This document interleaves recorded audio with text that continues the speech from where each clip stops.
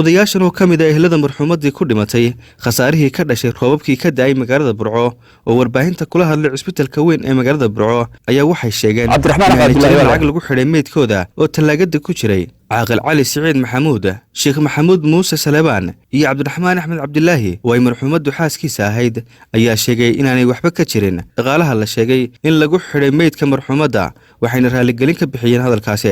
waxaan ahay gabadha ninkii qabiilaan ahay iyo guriga duminkii lahaa arrinka waxa lacagta cid weydiisay iyo wax cid weydiisay iyo cid maamul ma jirto barbaaqada iska badan dad dumarka wax ku yiri hadii doonaan laakiin wax ka jiray waxa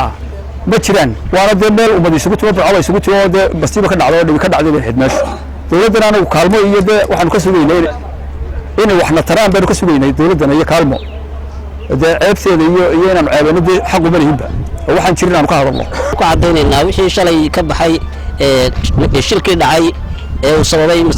roobkii daayay wixii ka ratimay geeri baa ka dhacday iyo dhaawac hase yeeshee warkii saxaafadda galay warkaas war sax ma ahayn xana saxaafaduna kuma khaldanayno way tagtay meesha dadkii joogay baa warka siiyay hase yeeshee dad iska argagaxsan bay ahaayeen malaasi khaladana wax u soo gaargaareen markii la yiri meydkii waxa la yiri biriba la aasaya meyd dawladda iyo dad cidii ku shaqo lahayd arrintaasina sidii waajibka ay lahayd ka gudatay si wanaagsan baa lagu soo gurbaday oo marka hore meydka waxa keenay meesha ciidamada booliska wasaaradda caafimaadkuna si waajibkeedii bay ka qaadatay cid marka dawladda oo meel xun ka gashay ma jirin waxaan cadeynaynaa in waxaas dad uu maaragtay naxsanaa iyo dad marka anagu ma oran karno si jeeda kala ku jirtay dad naxsanaa iyo dad wasi khalad oo fahmeen ahaayeen dad maqashana saxaafadda ay dhageysateen lacag baa la isku xidhay waxba kama jiraan wax alla wax la isku xidhay ma jireen meydkiina wata aan hadda saarayno qaadanayno marka arrintaas waxaan ka raali gelinaynaa dawladda dhamaanteed waxaan ka raali gelinaynaa maxaan ku raadaay booliska waxaan ka raali gelinaynaa saxaafadii meesha timiye khalka loo sheegay waxaan ugu dambeyn aad iyo aad uga raali gelinaynaa agaasimaha caafimaadka iyo maamulkiisa iyo caafimaad iyo cusbitaalkaba ka dhacday gurigii dumay dhimashadu ka timi gabadhii marxuumadda ahayd ee ku dhimatay warkii shalay sida qaladka uga baxay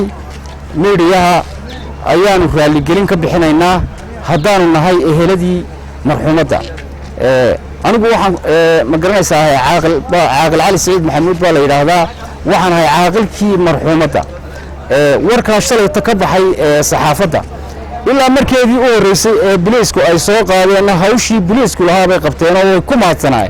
dhakhtarka iyo isbitaalka la keenay hawshiisa ayuu gutay annagu sidaasaan uga mahad celinaynaa hawsha la qabtay ilaa markii u horeysay ilaa markeedii u dambeysana waan shaqaynayay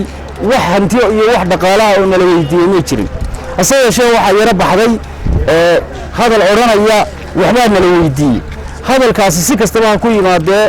dadkaasi waa dad naxsan bay ahaayeen waxa lagu yiri dad suuqa ku jooga ayaa ku yiri lacag baa la qaadaa mana soo hubsan xaqiiqdiina ma ogaan oo mid xaqiiqdii soo ogaadin ma noqonin sidaa daraadeed bay hadalka ku dhiibeen aad baan uga raali gelinaynaa isbitaalka guud shaqaalihiisa isduwaha iyo maamulkiisa hoose shaqaalaha hoose aad baan uga raali gelinaynaa qaybta biliiska laan kasta ay ka yihiin aad baan uga ma garanaysaa waan uga mahad celinaynaa waxay qabteen sidii hore ballanku u ahaayeen u barashada jimcaha soo dhex galay meydka waa la siin lahaa maantana waxa weeyaan waanu ku balansanayn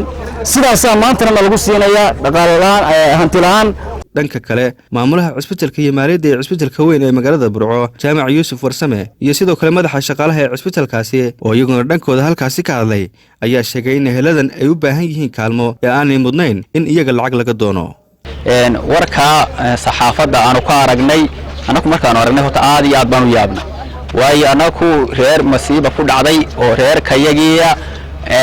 waxa laala waxaan weydiinayna ma jirin mana weydiinayno waxaana ku cadeynaa in iminka cuqaashi marxuumadda odageedii iyo dhammaantoodba inay halkan ka cadeeyeen in wax lagu xidhay aana jirin kumana xidhayno iyagaaba u baahan inaanu halkooda ugu tagno caawino oo waxaanu la qabanno laakiin dadka had iyo jeeraale iska caadaystay ee propagandado fidinaya waxaan leeyahay war maalmaha kaleba ha ahaatee marka rabadaantu intay jirto ma wax iska dayn kara weydeen iska hubsada yaa waxba yaan la propagandayn marxuumadda waxa u baahan inaan u ducayno reerka waxa u baahan inaan wax la qabano laakiin ma baahana inaan propagandaysan iyo inaan tiraahdaan cusbitaalkiiba wax laga weydiiyey أنا سنة جمعي شوقي subaxnimadkii kiba halkan ugu yimaadeen odayaal baa yimid odayaasha ila jooga qayb ka mid ah oo imika joogta waxay dhahaan waxaan doonaynaa inaan meydka saarno waxaan ku yiri meydka yaa keenay waa gabadhii ku dumay gurigu markaa booliska meesha keenay dadka waxaan ku yiri kol hadii booliska meesha keenay warqadii si ay dhiiday naga soo saaray kadibna saa ku qaata waxna la idinku xidhi maayo kadib saasay ahayd arrintu kadib markii dambe waxaan baan saxaafadda waxaan ka maqalay media waxaan ku jirin baan maqalay arrintaas saacadii shalay u dhacday shaafici maxamed ibraahim telefishinka caalamiga ee Somali Cable magaalada Burco ee xarunta gobolka Togdheer